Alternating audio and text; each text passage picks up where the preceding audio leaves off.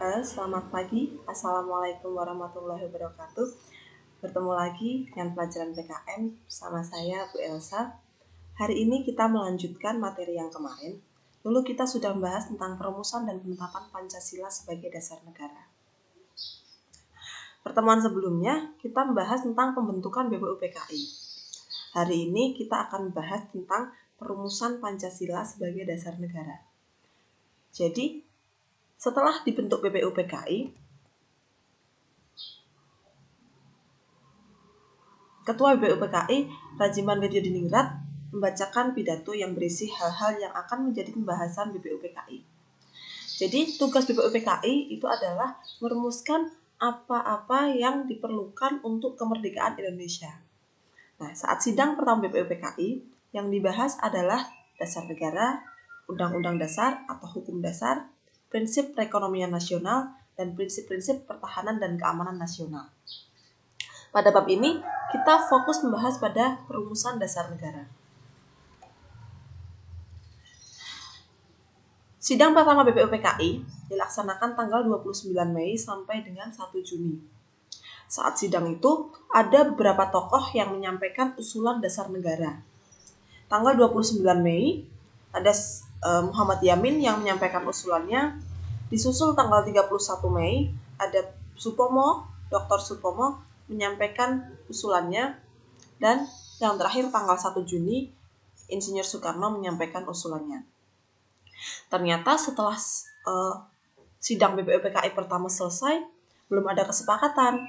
Akhirnya diadakan rapat terbatas, rapat yang tidak resmi, yang dihadiri 38 anggota, yang akhirnya mengerucut menjadi dibentuk panitia kecil yang berjumlah 9 orang yang disebut panitia 9. Panitia 9 membentuk Piagam Jakarta.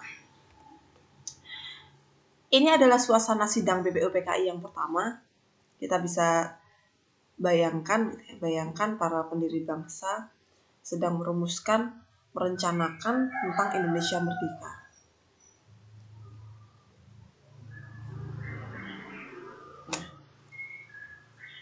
Ini adalah usulan-usulan dari para yang mengusulkan dasar negara.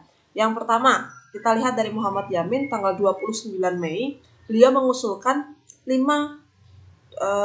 dasar negara. Dasar negara ada peri kebangsaan, peri kemanusiaan, peri ketuhanan, peri kerakyatan, dan kesejahteraan. Itu menurut Muhammad Yamin. Lalu ditambahi oleh Supomo tanggal 31 Mei. Menurut beliau, 5 dasar itu adalah persatuan, kekeluargaan, keseimbangan lahir batin, keadilan rakyat, dan musyawarah. Tanggal 1 Juni, Soekarno juga mengusulkan dasar negara menurut pandangan beliau.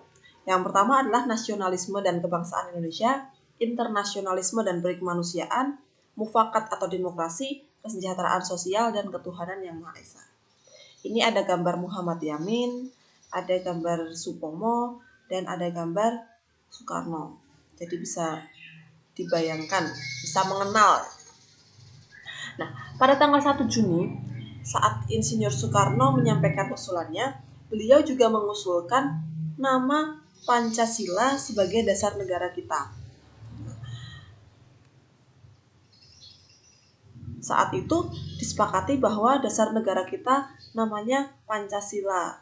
Itulah kenapa setiap tanggal 1 Juni sekarang kita peringati sebagai hari lahirnya Pancasila. Maksudnya lahir di sini adalah lahir istilah Pancasila tanggal 1 Juni usulan Soekarno. Apakah sampai di sini Pancasila sudah disahkan? Belum, karena di sini masih ada banyak usulan-usulan. Akhirnya agar tidak banyak perdebatan, hanya dibentuklah panitia 9. Ini anggota panitia 9. Tanggal 2 Juni dibentuklah panitia 9 ini. Ada 9 tokoh. Ada Insinyur Soekarno, Muhammad Yamin, Muhammad Hatta, A.A. Maramis, Abi Kusno Cokro Suyoso, Mr. Ahmad, Kiai Haji Wahid, Agus Salim, dan Abdul Kahar. Mereka akhirnya mendapatkan keputusan yang dikenal dengan nama Piagam Jakarta. Piagam Jakarta yang kalau kalian baca seperti pembukaan Undang-Undang Dasar 1945.